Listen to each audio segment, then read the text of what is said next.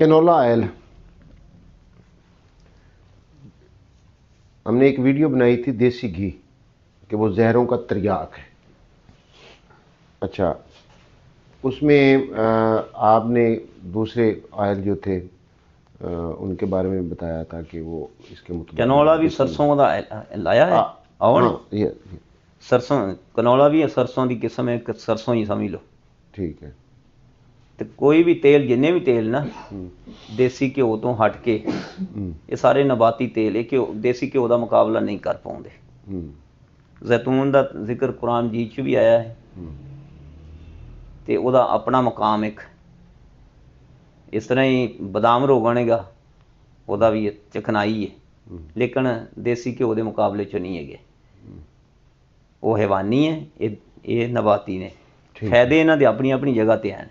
ये तो हट के हुण जिहड़ा सरसों का तेल आ गया, वडेवियां का तेल आ गया, ठीक है, सूरजमुखी का तेल है, होर दीगर सोयाबीन का वगैरह वगैरह, ठीक है। ये सारिਆਂ ਦੀ अपनी अपनी खासियत है, लेकिन घ्यो का मुकाबला तो नहीं कर पाते। ये नाले ये तेल जिहड़े ने, तेल जिहड़े ने, ये तेल ये सारे असल में हैवानी गिज़ावां ने।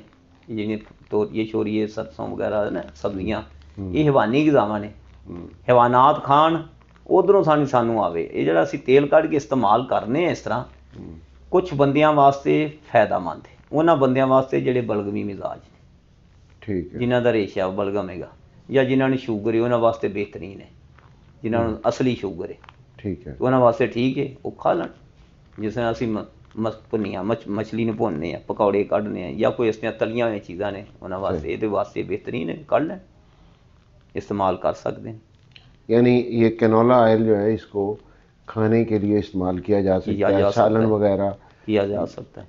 जिहड़ा तुहाडा जिन्ने भी कुकिंग ऑयल आ रहे हैं जी जी, बनस्पति, ये सब ਇਹੋ तेल ही ने।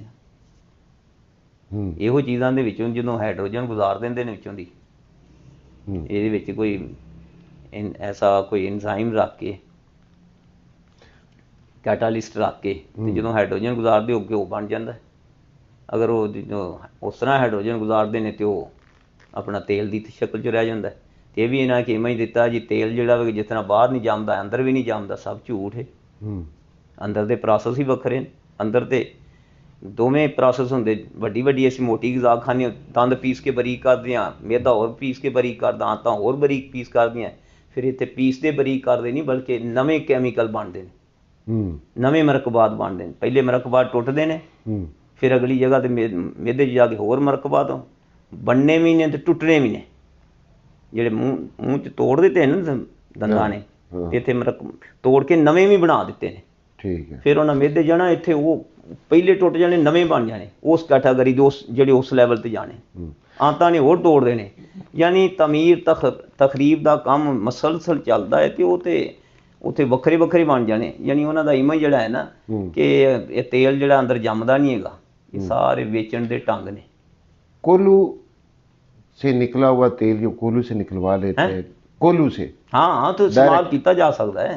वो ये जो आम मतलब दुकानों पे बिकता है, प्रोसेस करके आता है कारखाने, वो फलाना मतलब सूफी आयल, तो ये वो इस तरह के सारे प्रोसेस किए ने, तां करके पैसे बहुते लाउंदे ने। वरना तुहाडा जिहड़ा कैनोला आयल सारा 450 रुपये किलो है। और यानी इसका नुकसान कोई नहीं होता, वो डायरेक्ट हम इस्तेमाल कर लें तो कुछ नुकसान होंदा हैगा भाई। बलगमी बंदियां वास्ते फायदामंद है, सारियां वास्ते फायदामंद नहीं। ਜਿਹੜੇ ਰੇਸ਼ੇ ਬਲਗਮ ਵਾਲੇ ਨੇ ਉਹਨਾਂ ਵਾਸਤੇ ठीक है। अच्छा, ये भी एहतियात रखनी है। हाँ, हर एक नहीं खाई जे।